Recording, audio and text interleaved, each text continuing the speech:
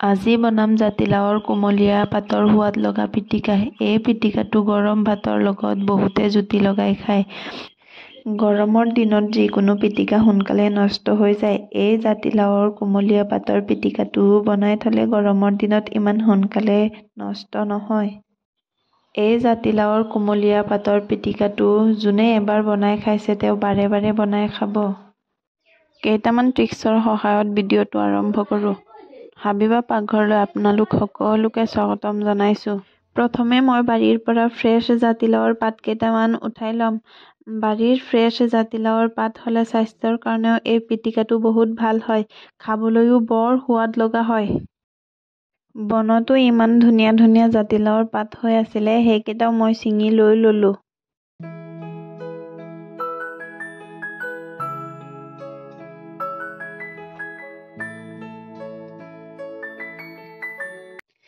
পাতৰ লগৰ ঠাৰিকেইটাও এই পিটিকাটোত দি দিম।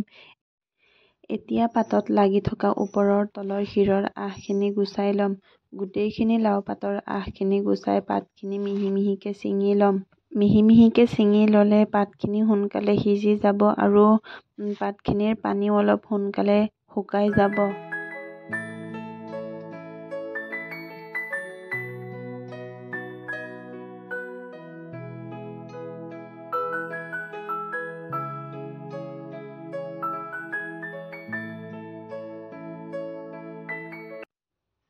আমাৰ ঘৰৰ মান ধনিয়াৰ পাত কেইটামান ছিঙি ল'লোঁ।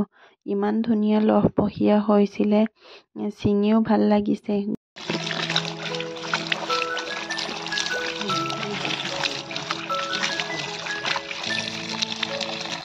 এতিয়া জাতিলাওৰ কোমলীয়া পাত আৰু মান ধনিয়াখিনি পৰিষ্কাৰ পানীৰে চফা হোৱাকে ধুই ল'লোঁ। এতিয়া গেছটো অন কৰি কেৰাহীটো বহুৱাই আগতে ধুই থোৱা জাতিলাওৰ কোমলীয়া পাতখিনি দি দিম। ইয়াৰ লগতে দি দিম সৰু চামুচেৰে এচামুচ নিমখ। নিমখখিনি দি এটা ঢাকনিৰে ঢাকি দিম যাতে সোনকালে ভাপত আহে আৰু সোনকালে সিজি যায়। নিমখখিনি গোটেইখিনি পাতত লগাকে লৰাই দিম আৰু ঢাকনিটো লগাই দিম। পাতখিনি সিজিব দিওঁতে আমি কিন্তু পানী দিয়া নাই। পাতখিনি সিজি গ'লে নিজে নিজে পানী হৈ যায়। পাতখিনি কেৰাহীত লৰাই থাকিব যেতিয়ালৈকে পানীখিনি শুকাই নাযায়। সিজাই থোৱা কোমলীয়া পাতখিনি এটা ছাইডত ৰাখি থ'ম। এইফালে লৈ ল'ম 5টা কেঁচা জলকীয়া, এটা নহৰু, অকণমান আদা আৰু এটা পিঁয়াজ। পিঁয়াজটো মিহি মিহিকে কাটি ল'ম। ইয়াৰ লগতে লৈ ল'ম মেজিকেল সৰু সৰু মোৱা মাছ। এতিয়া কেৰাহীটোত সৰিয়হৰ তেল দি ইয়াতে দি দিম মেজিকেল মোৱা মাছখিনি। মেজিকেল কৈছোঁ যে এই মোৱা মাছে এই জাতিলাওৰ কোমলীয়া পাতৰ পিটিকাৰ সোৱাদ দ্বিগুণ কৰি তোলে আৰু মেজিকৰ নিচিনা সোৱাদ বঢ়ায়। আপোনালোকে এবাৰ খালে নিশ্চয় ক'ব পাৰিব যে ইয়াৰ কম্বিনেশ্যনে সোৱাদত কি তৰ্কা লগায়। মোৱা মাছত সামান্য পৰিমাণে নিমখ দি এইখিনি মচমচীয়াকে ভাজি ল'লোঁ। এইফালে নহৰু, কেঁচা জলকীয়া আৰু আদাখিনি একেলগে ভাজি ল'ম।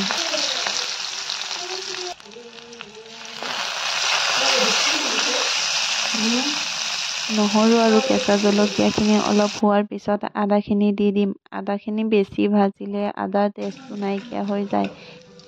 জলকীয়া, আদা, নহৰু অলপ কালাৰ চেঞ্জ হোৱাৰ পিছতে এইখিনি উঠাই ল'ম। এতিয়া সেইখিনি তেলতে কাটি থোৱা পিঁয়াজটো ৰংচোৱাকে ভাজি ল'ম।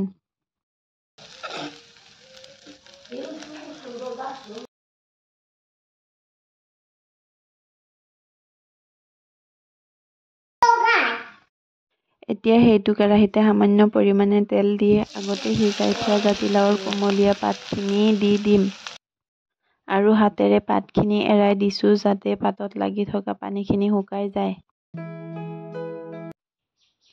এতিয়া এই গোটেই পাতখিনি অলপ লৰাই ভাজি ল'ম আৰু ভজা হোৱাৰ পিছতে এটা প্লেটত গোটেইখিনি উঠাই ল'ম। এতিয়া পিটিকা বনাওঁ ব'লক। ইয়াৰ কাৰণে মই লৈ ল'লোঁ মিক্সি জাৰ। মিক্সি জাৰত মই প্ৰথমে জলকীয়া, আদা, নহৰু আৰু মেজিকেল মোৱা মাছখিনি আগতে পিহি ল'ম। আপোনালোকে এই পিটিকাটো পিহনাত পিহিও খাব পাৰে। পিহনাত পিহি খালে ইয়াৰ টেষ্টটো বেছি আহে।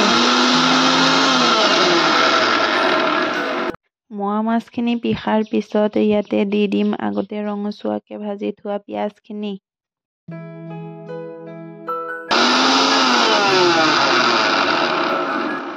এতিয়া পিঁয়াজখিনি হোৱাৰ পিছত ইয়াতে দি দিম আগতে ভাজি থোৱা জাতিলাওৰ কোমলীয়া পাতখিনি।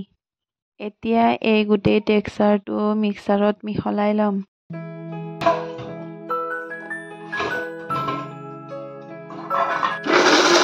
আপোনালোকে এই পিটিকাটো পিহনাত পিহি খাব পাৰে। পিহনাত পিহি খালে টেষ্টটো বেছি আহে।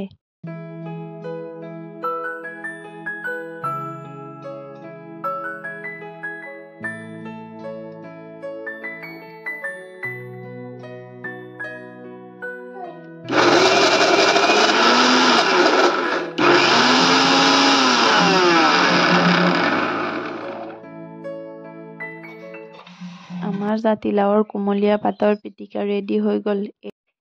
এই পিটিকাটো গৰম ভাতৰ লগত খাব আৰু কমেণ্ট কৰি নিশ্চয় জনাব যে কেনে পালে।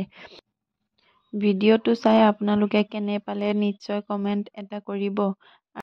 যদি ভিডিঅ'টো আপোনালোকৰ ভাল লাগিছে লাইক, শ্বেয়াৰ এণ্ড ছাবস্ক্ৰাইব কৰিবলৈ নাপাহৰিব।